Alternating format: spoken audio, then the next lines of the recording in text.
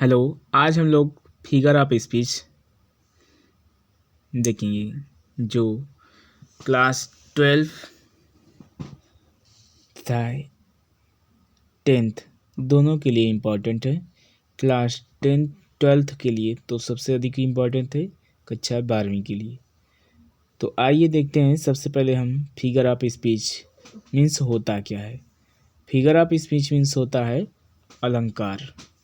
Figure of speech means होता है अलंकार।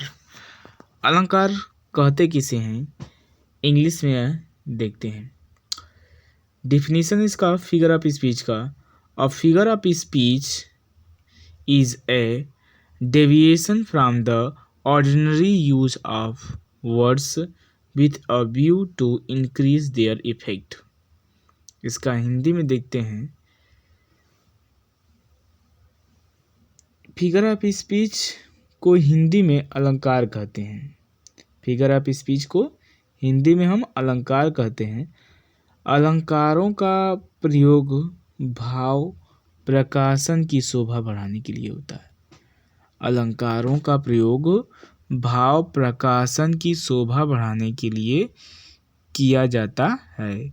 जिस प्रकार आभूषण स्त्री की शोभा बढ़ाते हैं, उसी प्रकार भाषा में सरलता, नवीनता, माधुर्य और एवं सौंदर्य के लिए अलंकार यानी कि फिगर ऑफ स्पीच का प्रयोग किया जाता है।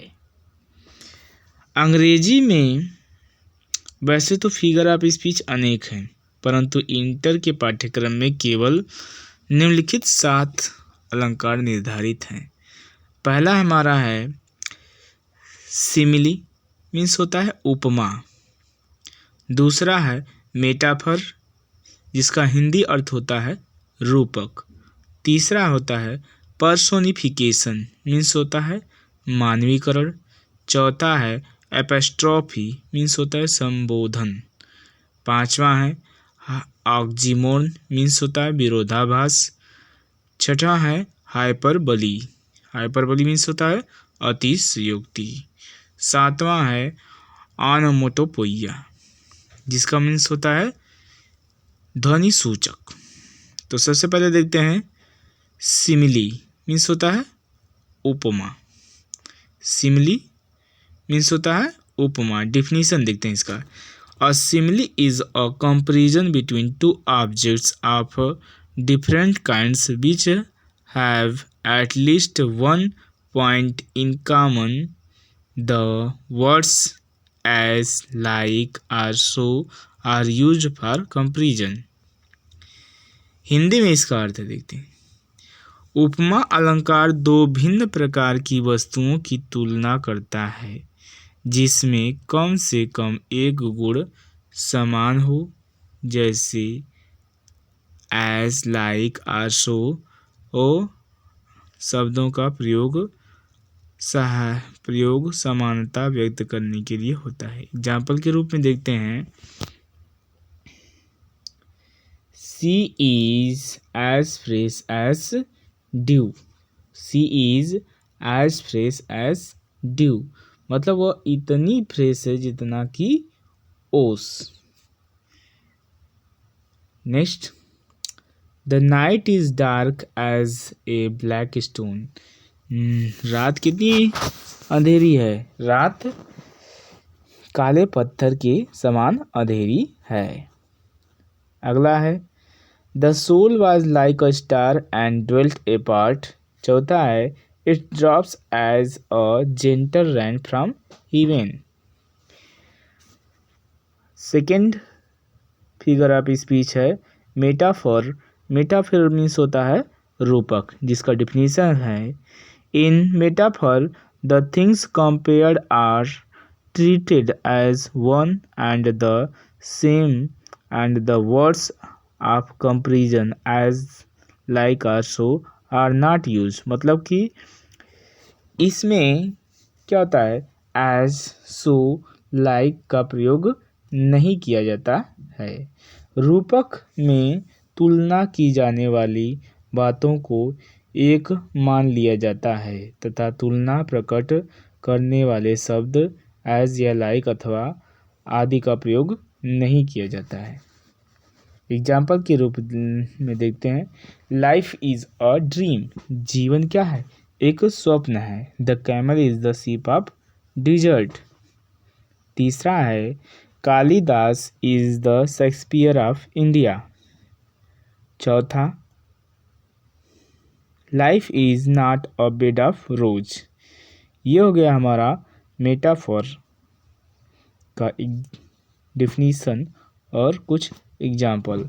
अगला देखते हैं, पर्सोनिफिकेशन मीन्स होता है मानवीकरण। पर्सोनिफिकेशन मीन्स होता है मानवीकरण।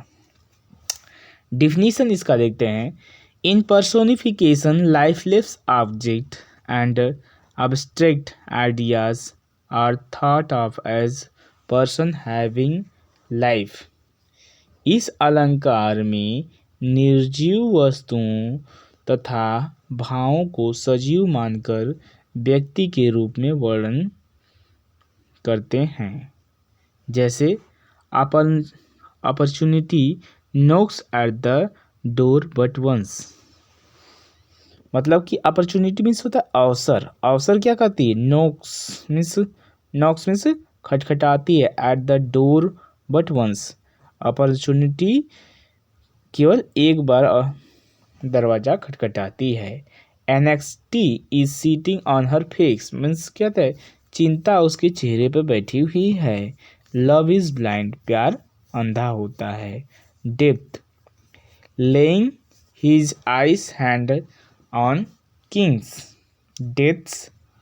Death lays his ice hands on kings. अगला फिगर ऑफ स्पीच हमारा चौथा, एपोस्ट्रोफी मीन्स होता है संबोधन।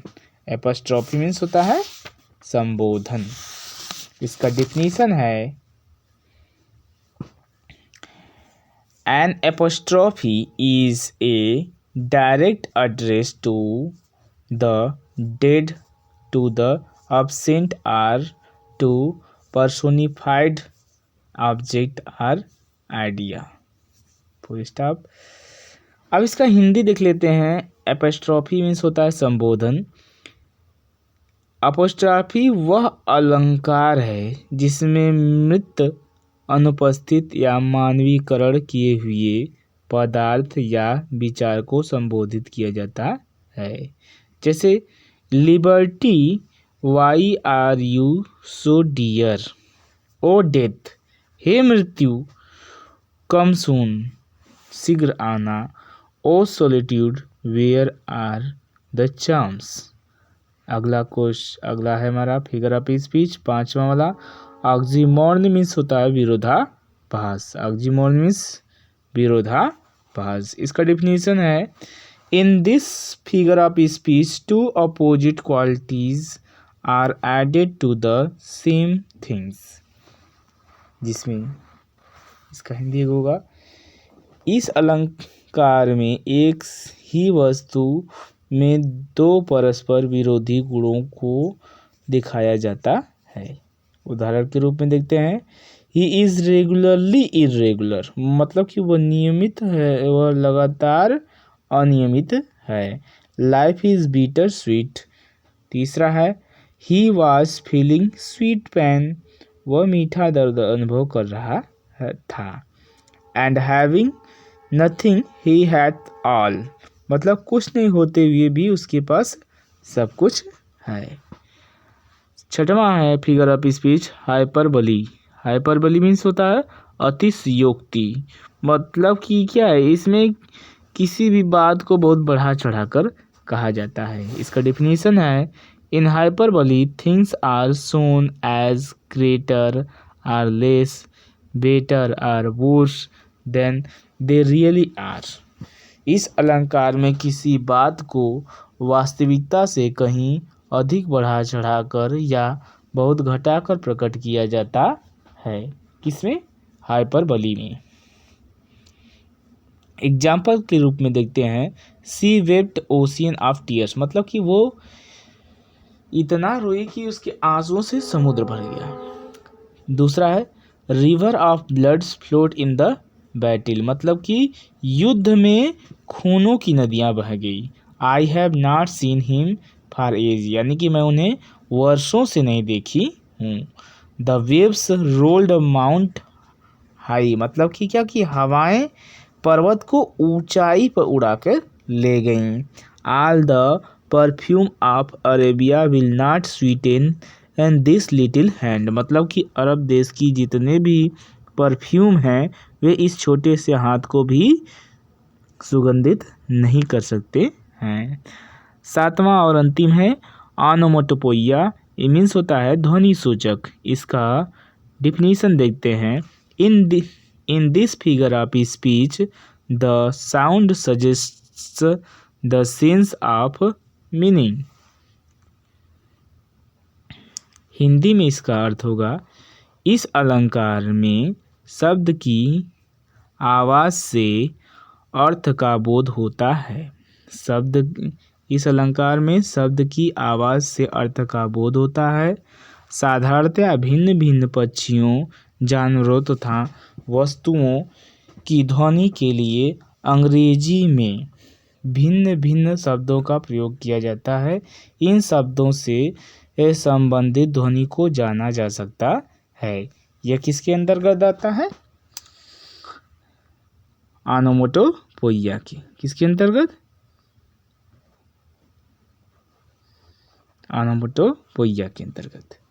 ऑनोमोटोपोइया में ध्वनि सूचक एग्जाम्पल के रूप में पेबल्स ऑन पेबल्स, मतलब कि समुद्र के किनारे जो होते हैं कंकड़ होते हैं, जब वो एक दूसरे से पानियाँ उन पर आकर टकराती हैं तो ये आवाज़ उत्पन्न करती हैं। बीज हम, मतलब कि मधुमक्खियाँ की आवाज़ निकालती हैं। द कैट म्यू, मतलब बिल्ली म्याऊ की आवाज़ निकालती है।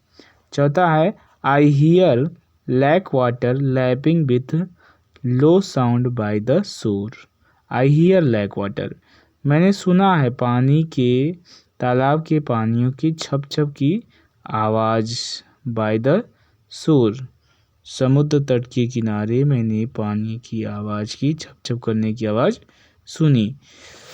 The snake are hissing and the bees are buzzing, सांप हिसकार रहे हैं और मधुमक्खियाँ बना रही हैं।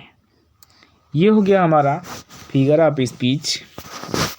इसे 2 या 3 बार आप देख लेंगे तो आपका फिगर ऑफ स्पीच तैयार हो गया होगा।